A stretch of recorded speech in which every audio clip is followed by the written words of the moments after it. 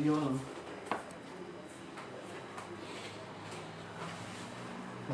Vai, Mazinho, dá uma aula aí pra mim. Aula do quê?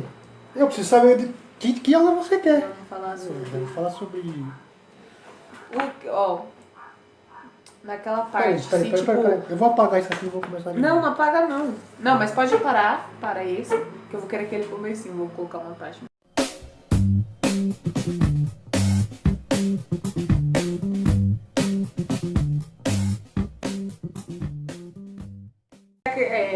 Quem que foi lá que viu a transfiguração lá? Quem viu Foi... Que Deus... Foi João, né? foi Pedro. Pedro. Pedro, João e Tiago É. estavam lá no Monte da Transfiguração. Aí, tipo, eles não conheceram. Como ele soube que era, tipo, Moisés? Eles souberam. Mas- Eles viram Jesus conversando e logo eles viram que Jesus estava conversando com Moisés e Elias. Porque eles não eram, né, do tempo de Moisés e de Elias, que eles falaram que era, né? Então, como que, tipo, eles bateram o olho e falaram, é eles? Isso que eu fiquei meio com essa dúvida, porque, tipo, será que Jesus chegou a falar pra eles? Eu acho que não. Nossa, tá vendo? Você acha que foi o quê? Eles foram... Tipo, no tempo de hoje é para que eles viram foto. Viram o quê? Foto!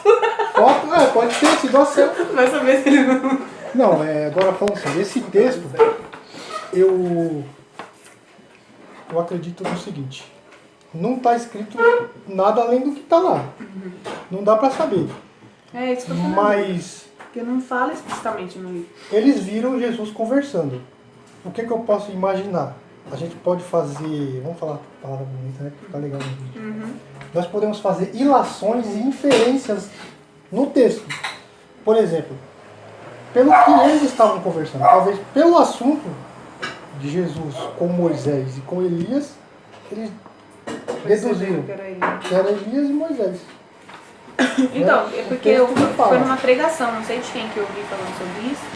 Aí eu falei, nossa, é verdade, né? Eu até tinha anotado no papelzinho. Falei, se eles não conheciam, não era do tempo, como que eles sabiam que era... E aí eu te Moisés? pergunto, como que Jesus conversou com Moisés e Elias se os dois já estavam mortos? Então, Essa é a pergunta, né? Porque os espíritas usam esse texto pra falar de encarnação. exatamente, de reencarnação. Né? E aí, como que a gente rebate essa coisa de reencarnação? Porque podia ter sido uma sessão espírita. Não é? Falou com um morto. E aí? Né? Jesus estava falando com uma pessoa, com duas pessoas que já estavam mortas. Ah, sei lá. E aí? Aí a gente faz uma outra pergunta. Eita Jesus. Hoje ele sai da dieta. A gente sabe que Jesus é Deus. E lá no Monte da Transfiguração, ali não era o homem Jesus, mas o Deus. Deus estava ali. E eu penso, não está escrito, que como ele é Deus e Senhor do tempo, aí ele é um ser atemporal. Deus é atemporal, Deus não tem tempo. Então, Deus, ali no Monte da Transfiguração, ele sai daquele lugar e leva os discípulos que estavam com ele ali a um certo lugar da eternidade. Pode ser passado ou Exatamente. futuro. E na eternidade, ele conversa com Moisés e Elias. Aí a gente também consegue, acredito nisso. aí a gente consegue refutar a teoria do Espiritismo, porque não foi o morto que veio até Jesus ou até eles ali. Não, mas foi o próprio Jesus, como Deus, que saiu do tempo e foi até a eternidade. Onde a gente consegue ver isso? Apocalipse. O apóstolo João foi arrebatado para um lugar fora do tempo. E de lá daquele lugar fora do tempo, ele viu as coisas que eram, que são e que hão de acontecer. Ele viu passado, presente e futuro. Então, olhando assim, eu acredito nisso. Que Jesus não trouxe nem Elias e nem Moisés para falar com ele, mas Jesus foi até um certo ponto da eternidade. Não sei, passado, presente e futuro. Interessante. Mas era um lugar na eternidade. Não era ali, naquele momento, era na eternidade. Por isso que foi a transfiguração. Não foi. Ali foi um evento único. E os apóstolos estavam lá, Pedro, João e Tiago. E foram levados junto. Então, na eternidade, Jesus estava conversando. Eu acredito nisso. Em algum lugar da eternidade, Jesus estava conversando com Elias e Moisés. O que mais?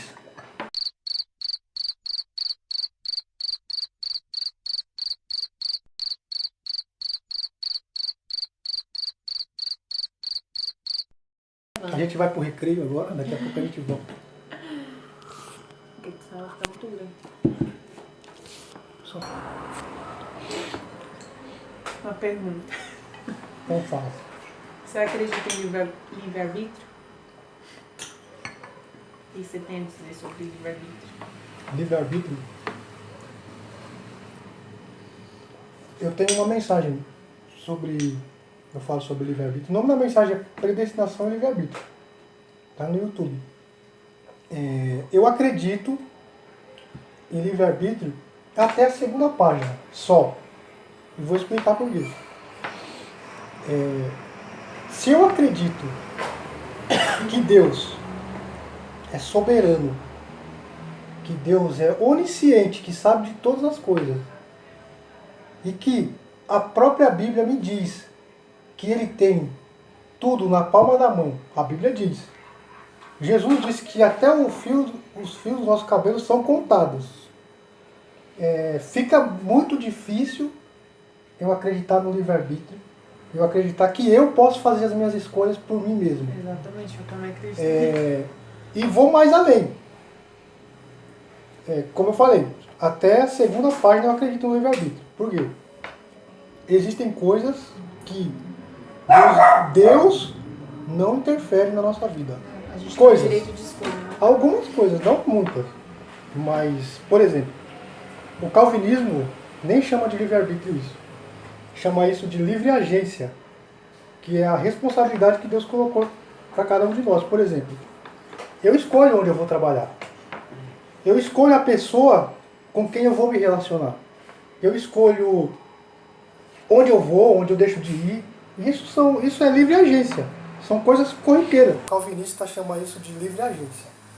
Livre agência eu escolho com quem eu me relaciono, a pessoa que eu vou me casar, eu escolho a faculdade que eu vou fazer, onde eu vou trabalhar. Isso é livre agência. Eu decido se eu vou sair daqui e ir para minha casa ou eu vou no bar tomar uma cachaça. É livre agência, eu decido. Agora, com relação à salvação e plano de Deus, eu não tenho poder de decidir uma vírgula. Se Deus tiver um propósito de me salvar, quem sou eu para dizer o contrário? Quem sou eu para dizer assim, não quero a salvação, não quero Deus? Isso fala que que ele que escolheu a gente. Exatamente, não fosse vós que me escolheste, mas eu vos escolhi. Então, fica claro, esse texto, Paulo, o apóstolo Paulo, que era perseguidor do evangelho, matava os cristãos, estava no caminho de Damasco indo matar os discípulos, e lá ele tem um encontro com Jesus. E eu costumo sempre falar o seguinte: Jesus não apareceu para o apóstolo Paulo e falou assim: Paulo, eu tenho uma obra muito grande na sua vida e eu quero te fazer um grande pregador, você aceita? Não teve isso. Né? Ele caiu e Jesus falou para ele assim: ó, dura coisa é recalcitar contra os aguilhões. Ou seja, não tem jeito, não adianta você lutar contra, porque eu te escolhi e acabou. Você vai pregar o evangelho, você vai sofrer pela causa do evangelho e não tem para onde você correr. E o que Paulo tinha que fazer? Simplesmente aceitar e calar a boca e ir. Quando Paulo ora pedindo para Deus tirar o espinho da carne dele, a gente vê novamente Deus falando assim: não vou tirar, porque eu sou o teu Senhor, não é você que manda. Então muitas vezes até a nossa oração é uma oração contrária, né? Porque Não, eu quero que Deus faça o que eu quero. Mas Deus está dizendo, mas eu vou fazer o que eu quero, não é o que você quer. Então a sua oração tem que ser conforme a minha vontade. Né? Então não adianta eu orar porque eu quero. Deus vai dizer, não vai acontecer, não vou fazer, porque é você que quer. Não é o que eu quero e não é a minha vontade. E aí eu vou lá em Provérbios que muitos são os planos do coração do homem, mas é do Senhor o efetuar, a resposta é de Deus. Então, com base nisso, posso citar outros. Jonas, o profeta, que Deus chama Jonas e fala assim, vai lá em Nínive e profetiza lá em Nínive e avisa para eles que se eles não se arrependerem eu vou destruir a cidade. E Jonas não vai até Nínive, ele vai ao contrário, ele vai para outro lugar. Deus, se tivesse livre-arbítrio aí, Deus fala, tá bom, Jonas, eu vou levantar outro, o João vai no seu lugar. Não, Deus fez todo mover, Jonas foi engolido por um peixe, e o peixe cuspiu Jonas em Nínive. E ele teve que pregar em Nínive. Ele não teve escolha. Então, nessa questão, calvinista, não tem jeito. Deus é soberano e ponto. Não tem conversa. Salvação, Deus salva. A minha função como pregador é só pregar. É só pregar. Eu não tenho que convencer ninguém.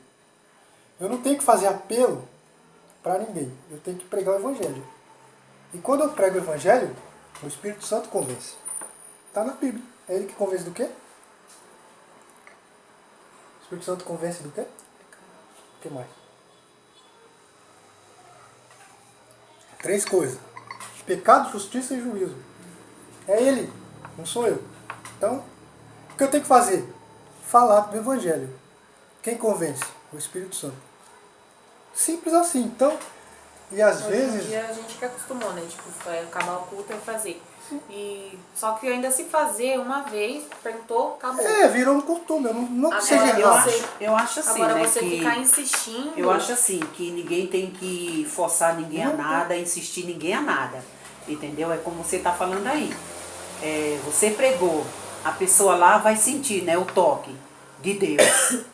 Só que nessa parte aí também o que dá para mim entender é isso, né, que vamos supor, aí a pessoa porque já aconteceu várias vezes isso, né, a pessoa fica com vergonha, a pessoa quer aceitar Jesus, entendeu? Aí a pessoa fica com vergonha. Aí eu acho que isso aí também pra mim não tem nada a ver. Não. É a pessoa se humilhar, né? Chegar lá até você e falar, não, pastor, eu gostei da palavra, falou comigo no profundo no meu coração. Então, pastor, eu posso aceitar ele? Igual Eu muitas posso vezes na aceitar fila, a pessoa não Jesus? aceita ali na hora, mas vai na fila e... Entendeu? Exatamente. Porque já aconteceu isso Exatamente. lá. Pessoas que com chegam rapaz. às vezes no meio do culto... Já chega... aconteceu comigo. E isso é bonito. Várias E vezes. o que é que você vai fazer? Você Claro. pode aceitar, não é? Exatamente. Porque Mas esse é o correto. É. O certo seria isso. O certo mas não seria, ficar você forçando, o certo né, seria ninguém. você pregar e as pessoas responderem a sua pregação. É o correto. Você pode ver, às vezes a pessoa fica insistindo, aí a pessoa às vezes acaba aceitando por, sabe, por E não impulso, permanece, né? E acaba não permanecendo, Não permanece. porque tá ali, vê E que a aquela pessoa que insiste. vai e decide, é muito difícil ela voltar atrás. Porque ela decidiu. E eu também, por que eu sou contra fazer o apelo? Eu vou explicar. Porque às vezes não é numa pregação que a pessoa se converte. Não. Às vezes é preciso no tempo, o Espírito Santo vai trabalhar na pessoa. A pessoa vai na igreja, ouve aquela mensagem, e aí Deus começa a martelar na cabeça dela, no coração, mas não é a hora dela aceitar. Ela vai para casa com aquilo na cabeça. Aí ela vai numa outra igreja e ouve outra mensagem, e Deus continua falando com ela. Na 5ª vez, ela já vai decidida. Não tem para onde correr. E aí, não precisa fazer o apelo. Ou talvez ela espere o apelo, ou ela nem espere. Ela vai procurar um obreiro, pastor, quem foi, falar o que eu faço para aceitar Jesus. Eu quero fazer parte dessa igreja. E aí, então, eu particularmente, não acho necessário você fazer um apelo no culto, pelo fato de às vezes constranger, às vezes, né? Mas eu já tive várias vezes isso. Na minha igreja, eu não faço apelo. Então a gente prega. E depois as pessoas vêm e falam, poxa, eu gostei da igreja, eu gostei da mensagem, eu queria ficar aqui, como é que eu faço? Aí a gente fala, é assim, assim, assim, assim. E aí a gente direciona a pessoa no discipulado, né? Então, várias vezes já aconteceu isso. E o oposto também já aconteceu. Quando a gente faz o apelo, a pessoa levanta a mão, aceita e nunca mais volta. Né? Então, é um pouco complicado, mas falando de predestinação, de livre-arbítrio, eu tenho certeza que eu não consigo opinar em nada. Quando Deus fala é assim, acabou. Se ele falou, tá falado, né? Não tem. Então, se Deus escolheu a pessoa para ser um vaso usado por ele, não tem quem impeça. É. Nem a própria pessoa, porque ele diz assim, a única pessoa que pode impedir o agir de Deus na sua vida é você mesmo. Não, nem você mesmo. Não é? Nem você mesmo. Porque aí eu faço uma pergunta, e é uma pergunta retórica. Quem sou eu para ir contra a vontade daquele que é soberano? Ué, que Deus é esse que ouve os meus caprichos? Então, a Bíblia está cheia de exemplos.